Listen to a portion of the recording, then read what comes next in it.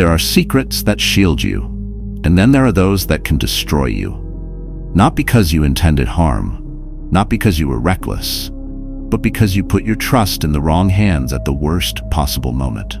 The truth is, the most dangerous information isn't what others hide from you. It's what you give away without understanding the consequences. Across history, entire lives have unraveled from a single careless sentence. A slip of the tongue, a story shared too soon, a comfort given to the wrong ear. Now, in an age where eyes are always on us, digitally and physically, every casual detail can quietly flag you as vulnerable. We're more visible than ever, and most never see the danger until it's too late. In this video, we reveal 5 secrets you should never ever share, especially if you value your safety, your freedom, or even your life. These aren't the cliches you've heard before. These are the hidden traps, small things that pass under your radar until they explode in your face. So stay here, watch carefully, don't skip around. The next minute could be the one that keeps you safe. And by the way, if protecting yourself and those you love matters to you, take a second to hit that subscribe button. Stay alert, stay protected. Let's dive in. 1. Never share personal financial details. Remember the last time someone posted a photo holding their brand new house keys? Standing proudly by their new front door, smiling under a caption like, "Finally a homeowner?" It looks innocent enough. We're conditioned to share milestones, to post wins, to chase approval through hearts and happy comments. But here's the danger no one mentions. That single post revealed far more than they ever intended. It told everyone exactly where you live, hinted at your financial status, and showed that you've recently gained something of value. It wasn't just a cheerful life update. It was practically a blueprint to your vulnerability. A friend of mine, let's call her Rachel, went through this. She bought her first house a few years back. She was in her early 30s, single, hardworking, and deserved every bit of that milestone. She proudly shared it online. She posted a few snapshots, her hand holding the keys, a doormat that read "Home Sweet Home," and one image of her porch, where the street number was faint but visible. Nothing over the top, just pure happiness. But within 2 months, she faced 2 attempted break-ins. One happened while she was away for a weekend, the other in broad daylight while she was at work. She lived in a quiet, safe neighborhood and wasn't flashy at all. Still, she'd unintentionally announced herself as an easy target. And that's the thing with financial details. It's not only what you say, but what your life says for you. A post showing your new car, casually bringing up your income or recent raise, even saying you're finally debt-free. These small things leave clues. We often think we're simply documenting life's highlights, but more often than not, we're unknowingly advertising to people looking for an easy mark. Here's a truth most people don't want to hear. Someone is always paying attention. Maybe not everyone, not constantly, but often enough to matter. And it's not just shady strangers online. It could be that coworker you barely interact with, someone's +1 at a social event, or the person who spotted your watch or handbag and started connecting the dots. We tend to believe that danger wears a mask or hides in the shadows, but more often it wears a friendly face, smiling at you while quietly evaluating what you're worth. Most criminals don't target the ultra-wealthy. Why would they? The rich are protected. Cameras, guards, alarms, legal muscle. It's too complicated. But you're reachable. You have just enough to tempt someone into taking a risk. You post vacation updates while you're still away. You talk about that big promotion or salary boost. You share images of the latest gadget, your freshly remodeled kitchen, or that designer purchase. What you don't see is how each post becomes a clue, a trail, a signal. It's easy to fall into the trap, believing that everyone who sees your wins is cheering you on. And many are, but not all. Hidden behind some of those likes and compliments are people who aren't celebrating your progress. They're resenting it. They don't feel motivated by what you've earned, they feel entitled to it. They believe your gain should be theirs, and they're not interested in fair play. That's where the wisdom of Stoicism matters. Inner discipline, calm restraint, quiet strength. The Stoics weren't loud about their success, not out of shame, but out of principle. They understood that true confidence doesn't seek attention. They believed real peace comes from mastery of your actions, your wants, your words. When you live by that philosophy, you stop oversharing. You pause and ask yourself, why do I want to post this? Is it about meaning or just a need to be seen? You start to see things differently. You begin to value your privacy the way a warrior values their shield, not as a way to hide, but as a tool to survive. So what's the answer? It's straightforward, but not always simple. You need to become intentional with every detail you put out there. You don't need to lie, you don't need to be fearful, but you do need to be strategic. When someone asks your salary, respond politely but vaguely, "I'm doing fine." Then move on. When you achieve something big, celebrate it quietly with the people who genuinely care. When you buy something major, wait before you broadcast it, if you choose to share it at all. You don't owe the internet a highlight reel. The less others know about your finances, the more secure you are, not just from criminals, but from envy, manipulation, and even legal risk. Think of your financial life like a password. You wouldn't hand it out to everyone, and you shouldn't with this either. Only share when there's a real reason, and even then, ask yourself why.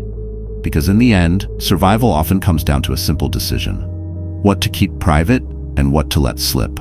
Oversharing might seem innocent, but once it's out there, it's no longer in your hands. Privacy gives you control. Silence offers protection.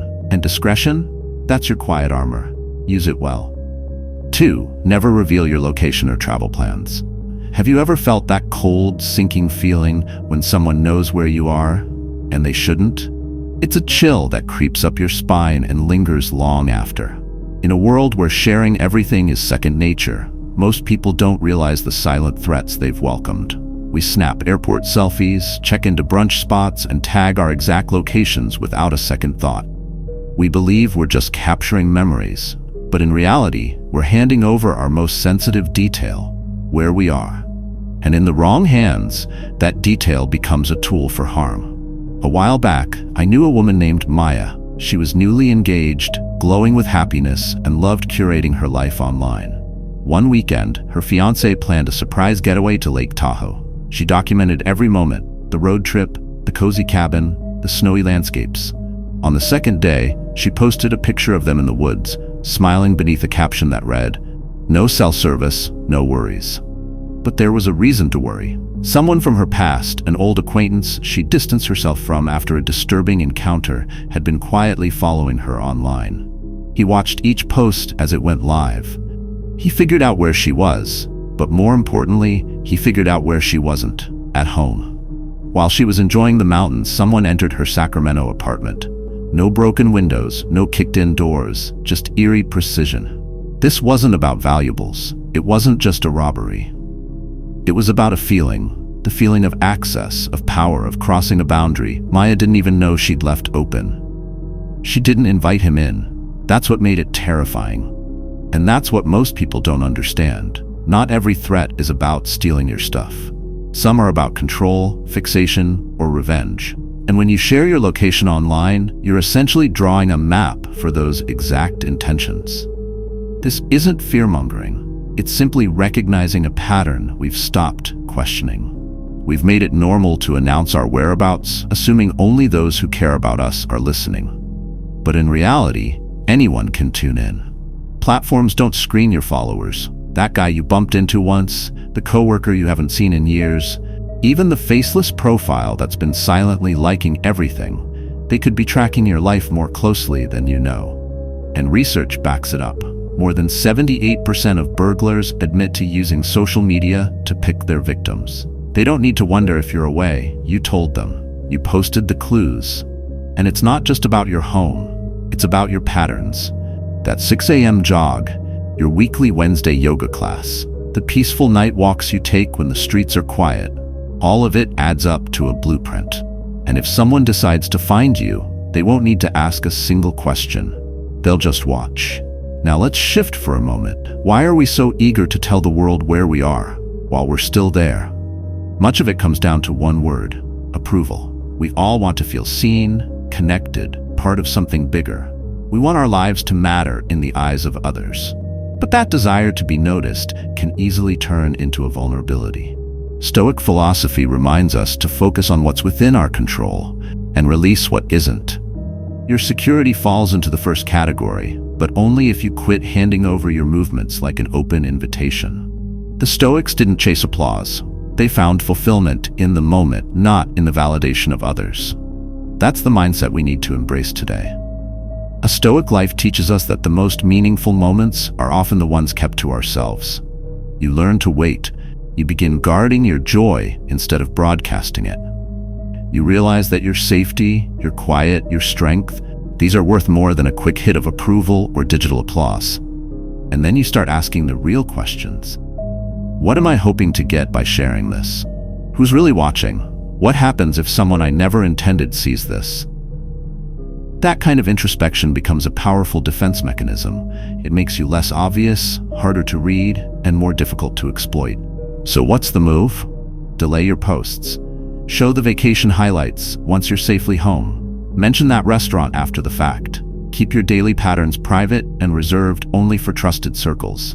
And never tag your live location. Above all, let go of the idea that being careful means being afraid. It doesn't mean paranoia. It means you're awake. It means you're seeing the world not as you wish it to be, but as it actually is. We're living in an age where even happiness can attract danger if it's offered without thought. But when you keep your whereabouts private, when you move with intention, you shift the power. Your life becomes something guarded, something respected. Because the people who do the most harm rarely force entry, they simply wait for access. And every time you share your location, you hand them the keys. Privacy today is your greatest defense. It's not built on fear, it's built on discipline, on choosing silence where noise is tempting, on choosing care where recklessness would get applause. Be still, be selective, be stoic. If this perspective resonates with you, drop a simple yes in the comments. I'd appreciate knowing your thoughts. Now let's move forward with something equally critical. Rule number 3, never reveal your home's security measures. The world is listening, and some listeners don't have good intentions. We've entered a digital culture where oversharing is encouraged, even rewarded. But with that openness comes exposure. Something as harmless as chatting about your home setup can create real risk. One common mistake? Bragging about new gear. You just upgraded, new cameras, sensors, remote locks, so you post about it. Maybe just a fun selfie beside the keypad, captioned with a joke about finally getting around to upgrading the house. It feels like a smart, responsible move. But in truth, that post is a digital blueprint of their home's defenses, broadcast to anyone who might be watching for the wrong reasons. What should be a private layer of safety becomes a challenge, a puzzle for someone determined to break in. Instead of deterring crime, the post sparks curiosity and gives away both the tools needed to breach it and the hint that something inside is worth protecting. Now consider the flip side. Others make light of their setup completely. They'll joke in conversations, "There's nothing worth stealing in my place." Or, "Who needs a system when you've got bad luck?" It sounds modest, like they're downplaying things. But really, they're signaling vulnerability. Criminals don't search for fortresses. They look for convenience. No alarm, no dog, no neighbor keeping an eye out. That's not just casual talk. That's an open invitation. And where there's no resistance, there's opportunity. Let me share a real story about someone I once knew, Greg, a college friend. A while back, he moved into a new home with his wife and their little girl. Being a tech-savvy guy, he invested in a high-end safe to store valuables. Cash, old family keepsakes, and a rare watch his grandfather had passed down. He was thrilled about it. During a relaxed conversation in a Facebook group for home DIY enthusiasts, he mentioned it proudly. Spoke about the model, the fingerprint scanner, and even its location.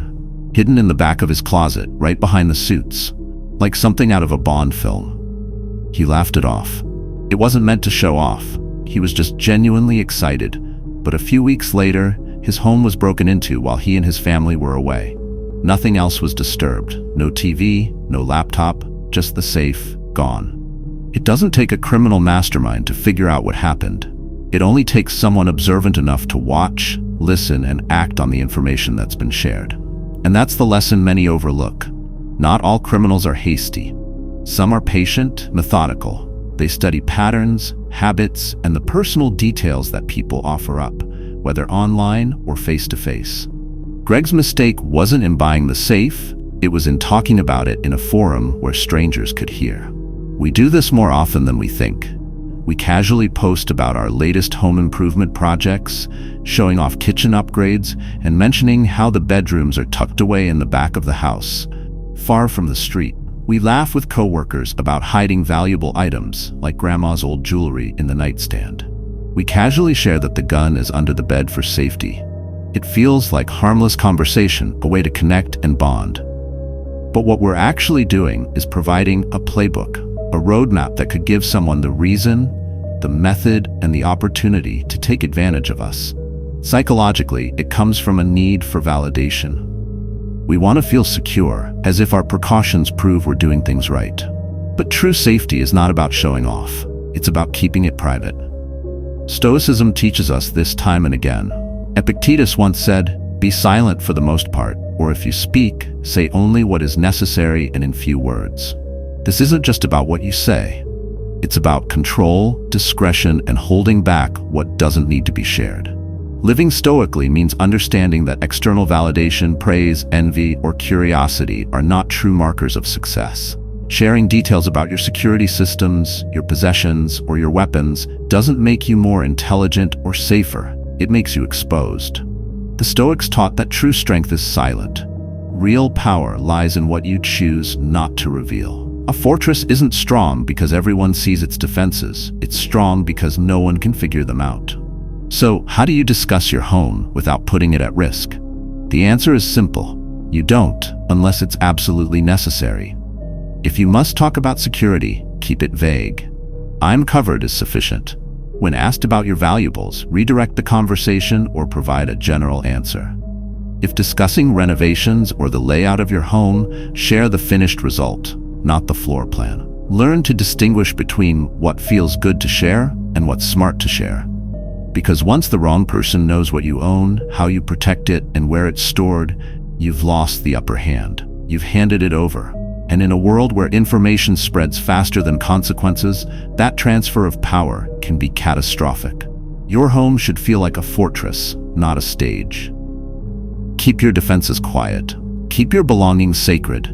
Speak less than you're tempted to, and protect your privacy as though it's the key to your front door, because in many ways, it is. A wise approach is to protect what's yours, not just physically, but mentally as well. When you share too much about yourself, you're inviting the risk of exposure, often without realizing it. The more you reveal, the more vulnerable you become. It's about balance, knowing when to speak and when to remain silent. Your privacy should always be something you cherish, not something to give away freely. Don't share personal or family weaknesses. When people think of personal safety, they often focus on locks, alarms, and self-defense tools. But there's another type of threat, one that's more subtle and far more dangerous. It's not physical, it's psychological. This kind of danger starts when you open up too much about your vulnerabilities. It doesn't come charging at you with force. It sneaks in, disguised as empathy, curiosity, or even connection. By the time you realize what you've shared, it may already be too late. This isn't a hypothetical scenario. It happens quietly every day.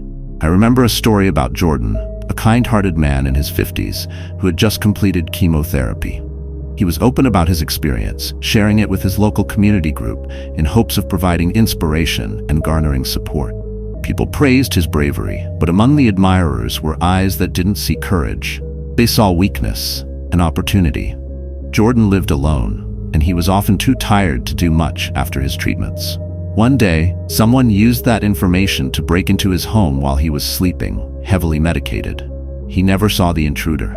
There was no confrontation. They knew he wasn't a threat. This is the harsh reality. When you disclose intimate details about your health, past trauma, emotional wounds, or fears, you're giving people a roadmap to harm you. And not everyone listening has your best interest at heart. The urge to open up is natural. We long to be understood and to connect with others. Vulnerability can be beautiful when shared with the right people, in the right space.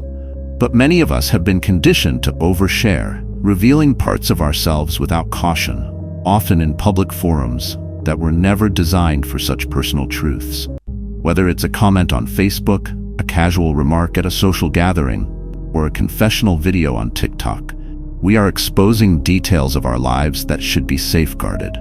And when these details land in the wrong hands, they don't just provide information, they create opportunities for exploitation. Think of it like this: manipulators and predators are opportunistic. They don't initially seek to harm, they seek to exploit weaknesses for their own gain. Someone who knows you're afraid of confrontation will test your limits in small, unnoticed ways. Someone who learns that you live alone and have mobility challenges sees an easy target. A person who discovers your fears, your past abusive relationships, or your insecurities now has the tools to manipulate you on a deeply personal level. This kind of harm isn't random violence, it's calculated destruction, customized just for you. Even when we think we're protecting others, our openness can sometimes put them at risk. By sharing too much about a vulnerable loved one, like an elderly parent, we might inadvertently expose them to harm. In our desire to be open, we may unintentionally invite danger, not just for ourselves, but for those we care about. Talking casually about your child's after-school routine, or mentioning a sibling with a disability who is home during the day. These aren't just simple family details. They're clues to vulnerability. You may be unintentionally putting those you care about in harm's way without even recognizing it. The Stoics had a much different perspective on personal disclosure. They weren't emotionally distant or unfeeling, they were intentional. As Creepus once said, "The wise man will speak correctly and with restraint. He will confess not to everyone, but only to those who are suited to hear it." This idea of sharing only with those who are truly suited to hear it is where real power lies. Stoic philosophy encourages us to be mindful of what we disclose, not out of fear, but out of awareness. The Stoics understood that some truths are meant to be processed privately, internally, or with trusted advisors, not broadcasted to the world. To live stoically doesn't mean to be silent or isolated. It means understanding that not all truths are for public consumption. It means recognizing that self-protection isn't about shame, but wisdom. It means acknowledging that your vulnerability is valuable, and in the wrong hands, it can be used as a tool for harm. If you've experienced trauma, are managing health challenges, or are healing from loss, be selective about who you confide in and how you do so. Use private channels, seek professional support, and confide in those who have earned your trust. In public, keep things general. You don't owe strangers your pain. You don't need to explain your struggles to people who haven't earned the right to hear them. And when you feel that urge to share, take a moment to ask yourself why. Is it to connect or to be noticed? Often what we really want is someone to acknowledge, "I understand." But that validation shouldn't come at the cost of handing over the keys to your personal security. You can heal without broadcasting your journey. You can connect without revealing your most intimate details. You can be strong without needing to be seen. Reflect on your own experiences. Have you ever shared something personal and regretted it afterward? Has anyone used your openness against you? Share your thoughts in the comments below. Your story could help someone else see the risks involved. Ultimately, your safety isn't just about what you can fight off. It's about what you choose not to reveal. Your most valuable defense may not be your strength. It could very well be your silence. When was the last time you really stopped to think about what you share online? Not just the obvious things like passwords or credit card numbers, but also the seemingly innocent details. That throwback post about your childhood dog, the comment about your mom's maiden name while discussing family history, the story where you joked about the old street you grew up on. These might seem harmless, even endearing, but in the wrong hands, those little pieces of information become fragments of a map, leading directly to your identity and eventually to your vulnerability. Imagine every piece of personal information you share online as part of a larger puzzle. On its own, each piece may seem harmless, just a small detail here or there. But when someone intent on causing harm gathers enough of these fragments, whether through your posts, comments, tags, or public profiles, they start to piece together a clear picture. Not one that tells your story, but one that can be used to impersonate you, hack into your accounts, scam you, or even ruin your life. And here's the harsh truth. Most of this information is something you've given away willingly. Not because you're careless, but because we've been taught that sharing equals connection and openness equals authenticity. But that's not always the case, not in today's world. Take Melissa, for example. She was a bright, energetic teacher who loved engaging with her followers through Instagram quizzes. Her favorite band was Pearl Jam, her first pet was a dog named Lucky, and her hometown was Dayton, Ohio. She posted a nostalgic picture of her first car, a silver Toyota Corolla, and shared a graduation photo clearly marked with the name of her high school. What she didn't realize was that by doing this, she had effectively answered nearly every standard security question used to protect her email, banking apps, and online shopping accounts. Before long, her inbox was flooded with alerts, password reset requests, and notifications of suspicious activity. She was locked out of multiple platforms, and it took weeks, plus the help of a cybersecurity expert, to start untangling the mess. What stung the most wasn't just the inconvenience, but the sense of betrayal. She realized she had handed over her security, not to a hacker, but to the world, one cheerful post at a time. This is how modern identity theft operates. It's not the dramatic Hollywood image of a hacker in a dark room cracking codes. More often, it's someone quietly gathering pieces of information from public sources over time. They're not breaking in. You've left the door wide open, and they simply walk through. The most unsettling part is how these seemingly insignificant details, when combined, become far more dangerous. Your birth month shared in a Facebook comment, the mascot from your high school yearbook, a casual mention of being class of 2007, a tagged photo of your brother with your shared last name. None of these things seem important on their own, but together, they start to paint a detailed picture.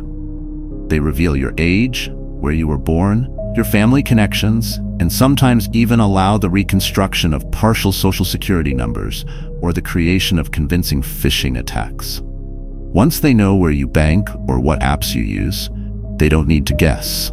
They can mirror those platforms, make emails look legitimate, and trick you into clicking on what seems like another routine notification. This is where adopting the Stoic mindset becomes not only useful, but essential. Marcus Aurelius once said, "If it is not right, do not do it. If it is not true, do not say it." That clarity of action applies to the digital world as well. Stoicism is about self-discipline, focusing on what you can control and letting go of what you cannot. You have control over what you share. You can choose silence over impulse, pause before you post, and ask yourself, who benefits from this information? Who could use it against me? Would I still share this if I imagined it in the hands of someone with bad intentions? Living by Stoic values means treating your personal data the way you treat your body, with respect, boundaries, and an understanding that exposure can have consequences. It means recognizing that you don't owe anyone your entire story, especially not the anonymous eyes watching online. You can live fully without laying yourself bare. You can connect without revealing the blueprint to your identity. The solution isn't paranoia. It's precision. Use false answers for security questions that only you know. Avoid posting about the apps or platforms you use for finances or shopping. Regularly audit your online presence. Go through old posts and delete what no longer needs to be out there. Tighten your privacy settings and make it harder for strangers to build a version of you they never had permission to create. You lock your front door without thinking. Your digital life deserves the same vigilance. Melissa didn't get hacked because she was careless.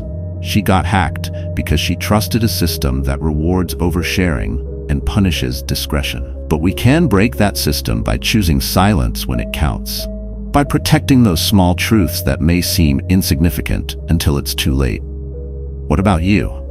Have you ever shared something online that, looking back, felt too revealing? Or maybe you caught yourself answering one of those innocent-looking quizzes without realizing what it was really asking. Share your story or thoughts in the comments. I'd love to hear what you've learned about digital safety the hard way. Your experience might just be the wake-up call someone else needs. And if this message resonates with you, don't stop here. There's more to learn. Click the suggested video on your screen now. It's packed with practical strategies that build on everything we've covered. In a world where information equals power, the smartest thing you can do is protect what you know and keep the rest to yourself. That's not fear. That's survival. That's stoicism in action. If you've made it this far, you already know. You're not just watching a video, you're waking up.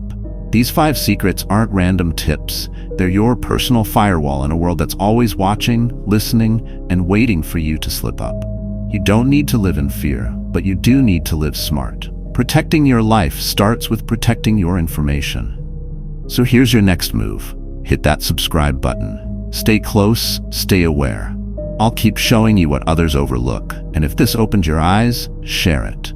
Someone you care about might need this more than you know. Your safety is your responsibility, but you're not alone in it. Let's keep building your defense together.